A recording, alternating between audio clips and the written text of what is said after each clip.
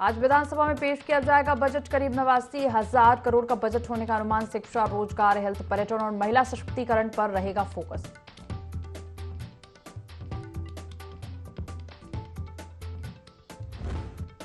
सत्र के दूसरे दिन हंगामेदार रहने के आसार। विपक्ष सदन में ला सकता है काम रोको प्रस्ताव। कानून व्यवस्था सहित कई मुद्दों पर सरकार को घेरने की बनाई रणनीति।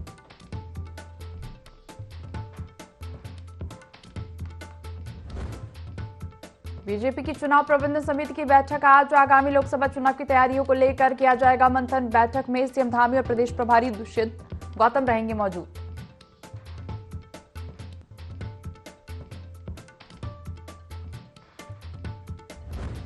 उत्तराखंड बोर्ड एग्जाम का आज होगा आगाज। करीब 2,12,000 स्टूडेंट्स के लिए बनाए 1,200 सेंटर। सिर्फ एक पाली में होगी परीक्षा।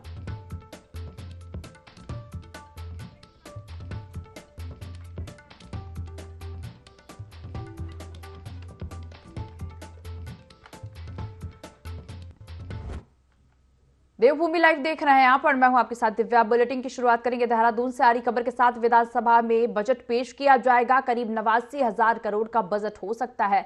शिक्षा, रोजगार, हेल्थ, पर्यटन, महिला सशक्तिकरण पर फोकस रहेगा।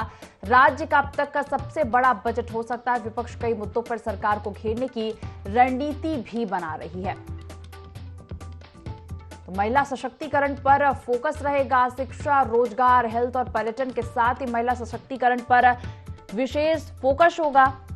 करीब 89,000 करोड़ का बजट हो सकता है। विधानसभा में बजट पेश किया जाएगा।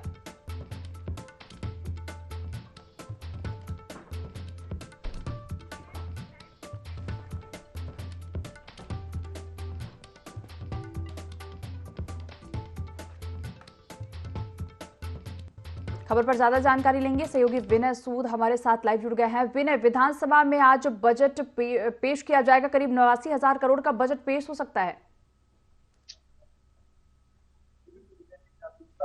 आज सत्र की अगर बात करें तो जो दूसरा दिन है बजट सत्र का है और ऐसे में देखा जा सकता है कि जो बजट सत्र पेश होना है 89,000 करोड़ का जो बजट सत्र है इसको जो है इस दौरान बजट को यहाँ पर पेश किया जाएगा। और यहाँ पर जो यहाँ पर बात की जाए तो जिस तरह से यहाँ पर ये इस बजट की अगर बात करें तो इसमें महिला सशक्तिकरण लेकर साथ ही साथ जो स्वास्थ्य है, स्वास्थ्य को लेकर के, बेरोजगारी को लेकर के तमाम इन सभी चीजों को जो है ध्यान में रखते हुए बजट को लेकर यहाँ पर चर्चा की जानी है। और विपक्ष भी जो है इस दौरान सरकार को घेरने की पूरी तरीके से रणनीति तैयार कर चुका है।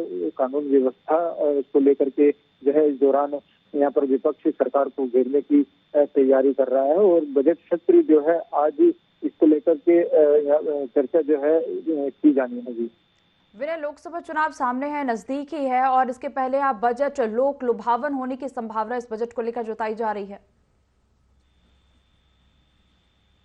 बिल्कुल, देखिए जिस तरह से लोकसभा चुनाव की अगर बात करें तो लोकसभा का जो चुनाव है वो भी अब नजदीक ही है। तो ऐसे में जिस तरह से जो बजट सत्र चलाया जा रहा है इसकी जो समय सीमा रखी गई है वो 26 तारीख से लेके 1 मार्च तक की इसकी जो समय सीमा है वो रखी गई है। और जो है इस पर जो चर्चा की अगर बात की जाए तो चर्चा इससे आज की जानी है। और 89,000 करोड़ का जो बजट है इसको लेकर के जो है सरकार यहाँ पर इस बजट को पेश करेगी। साथ ही साथ देखा जा सकता है कि तमाम जो इसमें मुद्दे हैं, विपक्ष की अगर बात करें जो विपक्ष के प्रश्न हैं, 300 से ज्यादा जो प्रश्न है इस दौरान रहने वाले हैं इस बजट सत्र के दौरान, जिसमें जो तमाम विभागों से भी जो है जवाब इस दौरान तय कर लिए गए हैं कि किस तरीके से जो है विपक्ष को इसके सवालों का जवाब दिया जाएगा। तो अब जिस तरह से बजट पेश होगा, क्या कुछ इसमें विशेष रहने वाला है ये अभी देखना बाकी है।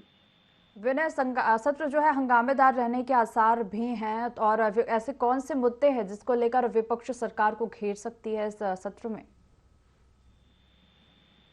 देखिए यहाँ पर सत्र की अगर बात करें तो सत्र जो आज हंगामेदार रहने के पूरे आसार बने हुए हैं। और कानून व्यवस्था से लेकर स्वास्थ्य, बेरोजगारी के जो बड़े मुद्दे उत्तराखंड में है, उनको लेकर के जो है सरकार यहाँ पर सरकार को घेरने का जो कार्य है वो विपक्ष इस दौरान करने वाला है। और पूरी तैयारी के साथ, पूरी रणनीति के साथ जो है सरकार को घेरने की तैयारी विपक्ष ने इस दौरान की हुई है। जी शिवना, तमाम जानकारी साझा करने के लिए आपका धन्यवाद। तो सीधे खबरों का रुख करेंगे। थराली में CITU के बैनर तले आंगनवाड़ी कार्यकर्ता, सेविका, कर्मचारी यूनियन ने अपनी 8 सूत्रीय मांगों को विशाल जुलूस निकाला और साथ ही तहसील मुख्यालय पहुंचकर सरकार के खिलाफ नारेबाजी की। दरअसल आंगनवाड़ी कार्यकर्ता राज्य कर्मचारी घोषित करने, मानदेय बढ़ाने, वेतनभोगी घोषित करने जैसे मांगे कर रहे हैं और इसी कड़ी में कार्यकर्ताओं ने 8 सूत्रीय मांगों को लेकर मुख्यमंत्री के नाम ज्ञापन भी सौंपा है।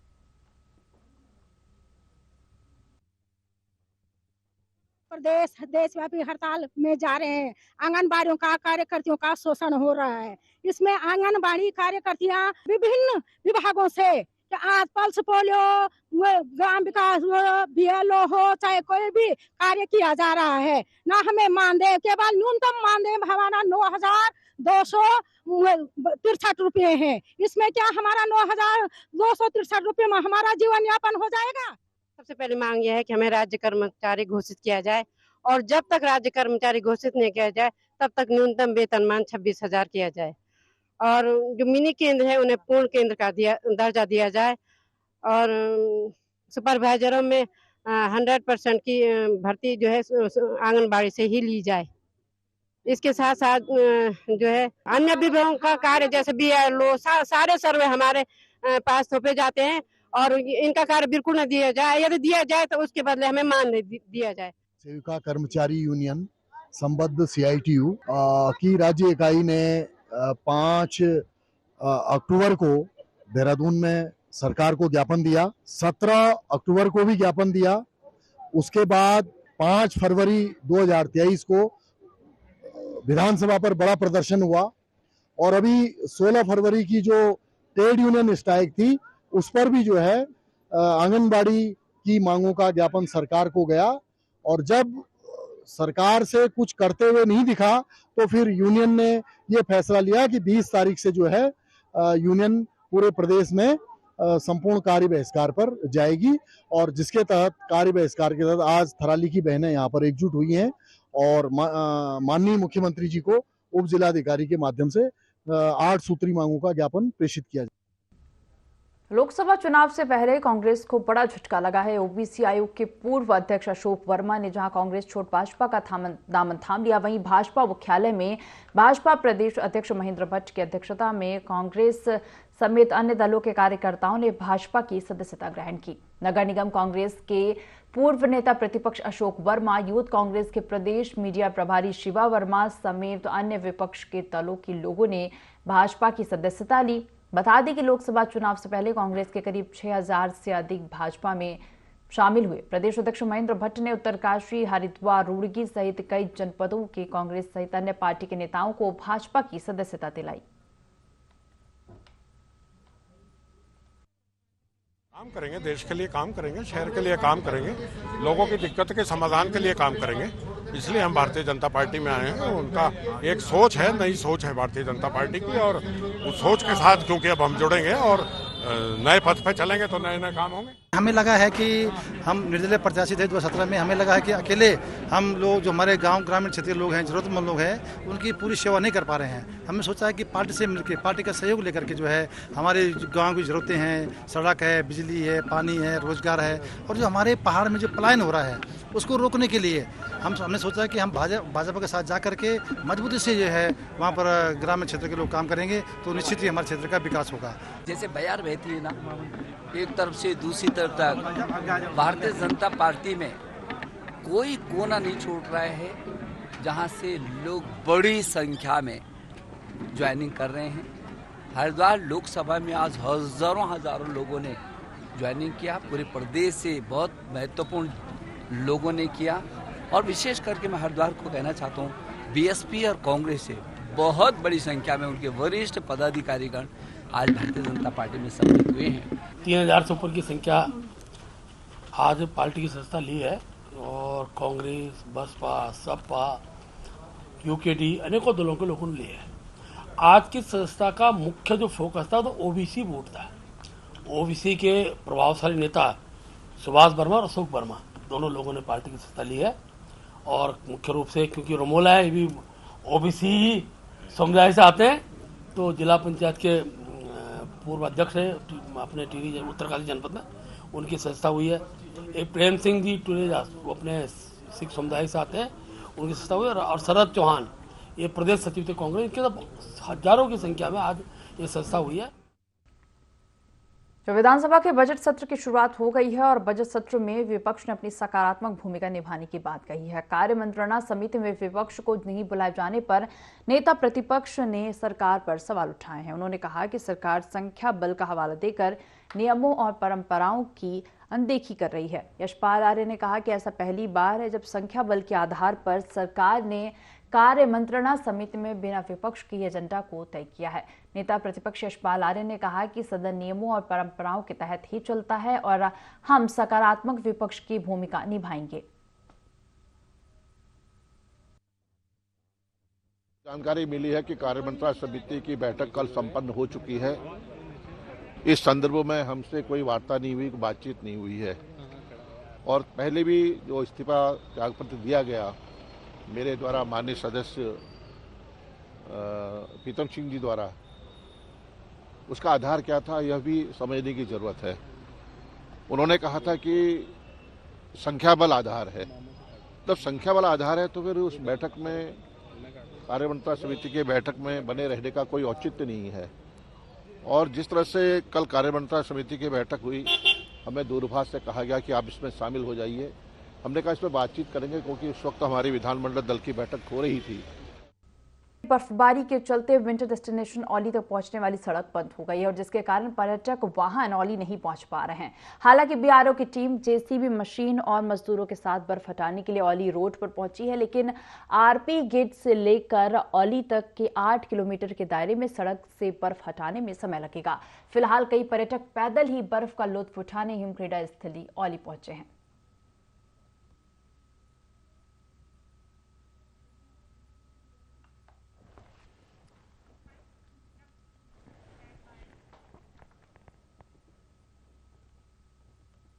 भगवानपुर थाना क्षेत्र में नकली दवाई बनाने के मामले में पुलिस ने कार्रवाई की और आरोपियों के खिलाफ गैंगस्टर एक्ट के तहत मुकदमा दर्ज किया।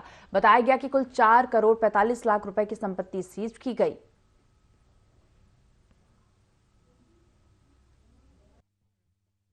थाने में दर्ज एनडीपीएस एक्ट के तहत और जो इसमें गैंगस्टर एक्ट के तहत एक कार्रवाई की गई थी, जिसमें जो मुख्य अभियुक्त थे विकास, विशाल और पंकज, इनके विरुद्ध जो प्रॉपर्टी सीजर की कार्रवाई की गई। करीब 4.5 करोड़ के आसपास की प्रॉपर्टी कल इनकी सीज की गई है। और इसी तरीके के जो कारोबार में जो भी लोग संलिप्त हैं उनके विरुद्ध हम सख्त एक्शन ले रहे हैं और आगे और भी लोगों के खिलाफ जो इस तरीके से जिन्होंने अपनी संपत्ति अर्जित की है उसकी हम लोग प्रॉपर्टी सीजर की कार्रवाई की है।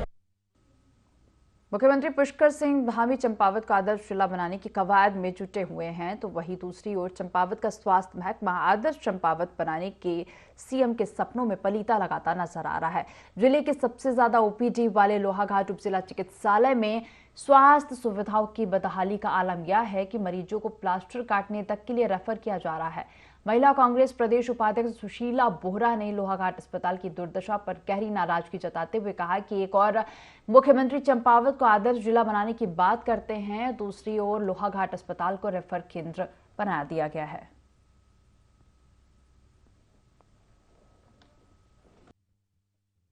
प्लास्टर काटने तक की भी सुविधा नहीं है। यहाँ से ये लोग रेफर कर रहे हैं, रेफर कर दे रहे हैं। लीना सिंह है सर, हमारी आशा कार्यकर्ती हैं। 1 हफ्ते पहले उनका प्लास्टर चढ़ा था अभी, तो इन्होंने मतलब यहाँ से रेफर कर दिया। मतलब काटने की भी कोई सुविधा है उनको नहीं, यहाँ से कुछ नहीं मिली। इतना बड़ा क्षेत्र है हमारे यहाँ, तो नेपाल बॉर्डरों से लोग आते हैं सर। ऐसी परेशानी होगी तो कहाँ जाएंगे बताइए। हमें तो सारी सुविधाएं चाहिए, बल्कि डॉक्टर हर उसके मरीज के डॉक्टर चाहिए ना हमें। यहाँ पर हड्डी के भी ऐसे, अब देखिए इतनी लापरवाही होती है, हर चीज के लिए बहुत परेशानी है। हमें कुछ भी सुविधा नहीं मिलती है। यहाँ गाँव से लोग भेजते हैं तो हम लोग कोई भी सुविधा प्राप्त हमारे गाँव वालों को नहीं होती। मैं तो ये कहती हूँ कि विशेषज्ञ डॉक्टर होने चाहिए, बिल्कुल नहीं तो यहाँ पर कोई एक भी अच्छा डॉक्टर यहाँ पे नहीं है। देखो कितनी परेशानी हो रही है, इतने लोग यहाँ पे आए हैं, इतना अच्छा लोहाघाट चारों तरफ से, यहाँ पे कोई एक हमारा मुख्य केंद्र है, यहाँ पे रोसाल से और बहुत बहुत दूर पार्टी से, बाराकोट ब्लॉक से, लोहाघाट ब्लॉक से, यहाँ से इतनी दूर दूर से लोग आते हैं। यहाँ पर अगर डॉक्टर नहीं मिलते हैं तो लोगों के लिए बड़ी मुसीबत होती है। मुख्यमंत्री जी से निवेदन करती हूँ कि यहाँ पर को अच्छे विशेषज्ञ डॉक्टर होने चाहिए, गायनी होनी चाहिए। देखो लेडीज कितनी परेशान है, कितनी दूर दूर से आए हैं और लोग इतने परेशान हैं।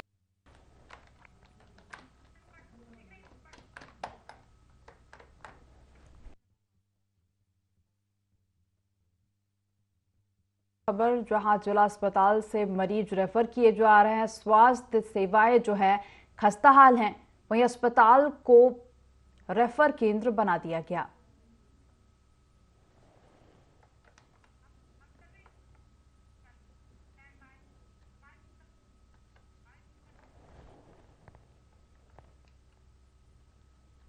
उधम सिंह नगर जिला मुख्यालय में प्रेम प्रसंग के चलते हत्या का मामला आया है। प्रेम प्रसंग के चलते माता पिता ने नाबालिग बेटी की हत्या को अंजाम दिया और उसके शव को दफनाने के लिए उत्तर प्रदेश के रामपुर ले गए। हालांकि सूचना के बाद रामपुर पुलिस पहुंची और शव को कब्जे में लेते हुए पोस्टमार्टम कराया, जहां पता चला कि नाबालिग की गला दबाकर हत्या की गई है। हत्या की रिपोर्ट मिलने के बाद पुलिस ने आरोपी माता पिता को हिरासत में लेते हुए पूछताछ की तो घटना का खुलासा हुआ।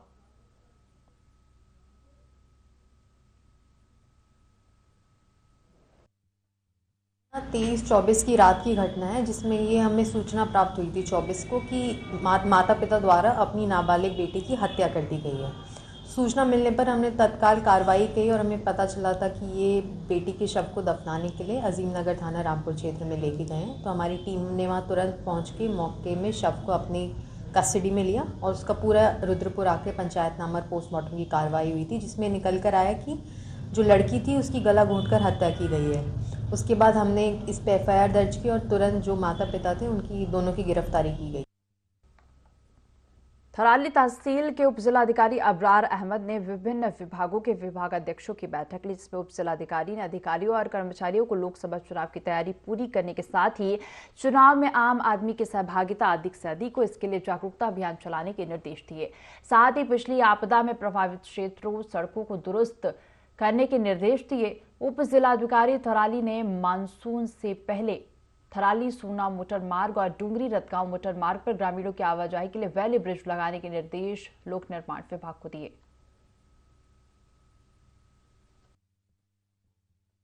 एक समस्त विभागों के साथ एक बैठक ली गई। इसमें जो है आपदा पूर्व तैयारियों, जो हमारे जो मानसून सत्र होता है उससे पहले की तैयारी के बारे में उनसे वार्ता की गई और साथ ही साथ जो आने वाले लोकसभा चुनाव हैं उनकी तैयारी के बारे में समीक्षा बैठक की गई। मतदान प्रतिशत बढ़ाने के लिए हम लोग काफ़ी तैयारी कर रहे हैं। स्वीप के द्वारा भी हम लोगों को प्रोत्साहित कर रहे हैं कि मतदान करें और इसके साथ साथ हम जो है वीडियो लेवल पर भी कुछ जिम्मेदारी सौंपने जा रहे हैं ताकि हमारा मतदान प्रतिशत बढ़े। लोहाघाट भाजपा नगर मंडल इकाई ने एनेक्सी भवन लोहाघाट में लाभार्थी संपर्क सम्मेलन का आयोजन किया और इस अवसर पर मंडल अध्यक्ष सचिन जोशी ने बताया कि बूथ स्तर तक जो राज्य एवं केंद्र सरकार की योजनाओं के लाभार्थी हैं उन तक प्रत्येक कार्यकर्ता संपर्क कर राज्य और केंद्र सरकार की योजनाओं के अनुभव और लाभ की जानकारी के लिए लाभार्थियों से संपर्क करेंगे। वहीं भाजपा और प्रदेश कार्यकारिणी सदस्य सतीश पांडे ने कई योजनाओं के बारे में जानकारी दी। सुबह स्तर पर जो लोहाघाट नगर मंडल की लाभार्थी जो सम्मेलन हुआ है, आज निश्चित रूप से जो बूथ स्तर तक हमारे जो राज्य सरकार और केंद्र सरकार के द्वारा लाभार्थियों जो लाभ दिया गया है सरकार की विभिन्न योजनाओं का, उन योजनाओं की जानकारी और किस तरह का उन योजनाओं का अनुभव रहा है लाभार्थियों का, उसके बारे में गांव-गांव तक यह लाभार्थियों तक हमारे कार्यकर्ताओं को पहुंचना है। इसी निमित्त आज लोहाघाट नगर मंडल के अंतर्गत आज एनेक्सी भवन लोहाघाट में हमारे बूथ स्तर से लेकर मंडल के पदाधिकारियों की आज इस सम्मेलन में कार्यशाला का आयोजन किया गया है और समस्त कार्यकर्ताओं का आह्वान किया गया है कि प्रत्येक बूथ स्तर पर जाकर लाभार्थियों से संपर्क कर लाभार्थियों के अनुभव को साझा करें। विधानसभा सत्र के पहले दिन विपक्षी पार्टियों ने गैरसैंण में बजट सत्र नहीं किए जाने पर सरकार को घेरा है। एक तरफ कांग्रेस नेता और पूर्व मुख्यमंत्री हरीश रावत गांधी पार्क में मौन उपवास पर बैठे, वहीं आप नेता रविंद्र आनंद अर्थनग्न होकर विधानसभा के बाहर प्रदर्शन करने पहुंचे। मंडी समिति के पूर्व अध्यक्ष और आप नेता रविंद्र आनंद ने विधानसभा का बजट सत्र गैरसैंण में नहीं कराए जाने के विरोध में विधानसभा गेट के बाहर अर्थनग्न होकर प्रदर्शन किया। उनका कहना है कि उत्तराखंड के विधायकों और मंत्रियों ने विधानसभा सत्र गैरसैंण में नहीं कराए जाने को लेकर ठंड का बहाना बनाया है। उत्तराखंड में चल रहे विधानसभा सत्र जो कि देहरादून में चल रहा है और गैरसैंण में इसको नहीं कराया गया, इसके विरोध में आज मेरे द्वारा देहरादून स्थित विधानसभा के गेट के बाहर विरोध प्रदर्शन करते हुए विरोध जताया गया कि पहाड़ी व्यक्ति को ठंड नहीं लगती। हम हिमालयी लोग हैं, हम हिमालय रीजन में रहने वाले लोग हैं, हमें ठंड नहीं लगती। और जिस प्रकार से सरकार द्वारा यह कहा गया था, सरकार के विधायकों ने एक चिट्ठी लिखी थी जिसमें उन्होंने कहा था कि इस वक्त बहुत ठंड है और ठंड में ये जो सत्र है ये गैरसैंण में ना होकर के देहरादून में होना चाहिए। इसके विरोध में आज मेरे द्वारा ये प्रदर्शन किया गया। किसानों का विरोध उत्तराखंड में भी देखने को मिला। बॉर्डर पर किसानों के साथ हुई झड़प के बाद संयुक्त किसान मोर्चा के आह्वान पर एक दिन का सांकेतिक विरोध हरिद्वार के टोल टैक्स पर देखने को मिला। किसानों का कहना है कि दिल्ली बॉर्डर पर किसानों और पुलिस के साथ संघर्ष में एक किसान की मौत हो गई थी, जिसके बाद संयुक्त किसान मोर्चा ने एक दिन के जाम का आह्वान किया। उन्होंने कहा कि एक दिन के इस सांकेतिक विरोध के बाद मोर्चा का जैसा भी निर्देश होगा उसी हिसाब से आंदोलन को आगे बढ़ाया जाएगा।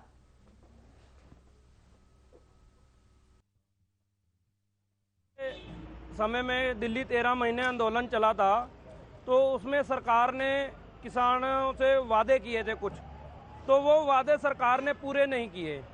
तो उन्हीं को लेकर पंजाब के किसान दिल्ली कूच कर रहे थे, लेकिन उनको हरियाणा के बॉर्डर पे रोका गया। हरियाणा सरकार ने पंजाब के अंदर जाकर ड्रोन के द्वारा उनके ऊपर आंसू गैस के गोले दागे, गोलियां चलाई, ट्रैक्टर, कारें और तो और एम्बुलेंस तक तोड़ दिए और एक किसान हमारा शहीद हो गया जिसको सीधी गोली मारी गई। सरकार के विरोध में संयुक्त किसान मोर्चे द्वारा आज एक दिन की कॉल दी गई थी कि पूरे भारत के किसान एक दिन अपने ट्रैक्टर दिल्ली को जो रोड जाता है उस रोड पर खड़े कर एक दिन का प्रदर्शन करेंगे। उसी को लेकर हम लोग हरिद्वार के किसान आज बादराबाद टोल प्लाजा पर प्रदर्शन कर रहे हैं। प्रदर्शन जो आज हमने रखा है वही सिर्फ का जो हमारे हरियाणा में हमारे किसान भाइयों के साथ बर्बरता के साथ लाठीचार्ज किया गया और ये तमाम हमारे जो भाई किसानों की एमएसपी का जो मसला चला आ रहा है, अटका रखा है भाजपा सरकार ने, उनसे गुजारिश करते हैं कि वो एमएसपी जो हमारी लागू करी जाए किसानों के हक में। और जो हमारे उत्तराखंड में भी भेदभाव कर रखा भाजपा सरकार ने, 2 कानून बना रखे, पहाड़ के लिए नीचे और हमारे लिए नीचे कुछ और कानून हो।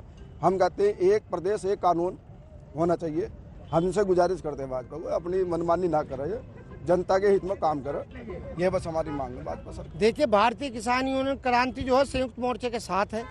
ये हम सांकेतिक प्रदर्शन है हमारा और हम इन लोगों को बताना चाहते हैं, जैसे अभी हरियाणा में लाठीचार्ज हुआ हमारे किसानों पे, उसका जो है हम समर्थन करने के लिए और उन पुलिसकर्मियों का जो जिन्होंने लाठीचार्ज किया है या जो अधिकारी है उसके खिलाफ तत्काल प्रभाव से उसे निलंबित किया जाए और उसके खिलाफ मुकदमा कर उसे जेल भेजा जाए। हमने ये कहा कि जो किसान है, अब देखो हमारे गन्ने का भुगतान 265 करोड़ रुपए आज तक नहीं हुआ और हमारा अगर बिजली का कनेक्शन 1 महीना लेट हो गया तो हमारा कनेक्शन काट दिया जाए। तो हमारी जो पीड़ा है हम उस पीड़ा को लेकर जो है संयुक्त मोर्चे के साथ है और हम संघर्ष जब तक करते रहेंगे जब तक हमारी मांगे पूरी नहीं रहेंगी। इस बुलेटिन में फिलहाल इतना ही। आप बने रहिए इंडिया 24 के साथ। नमस्कार।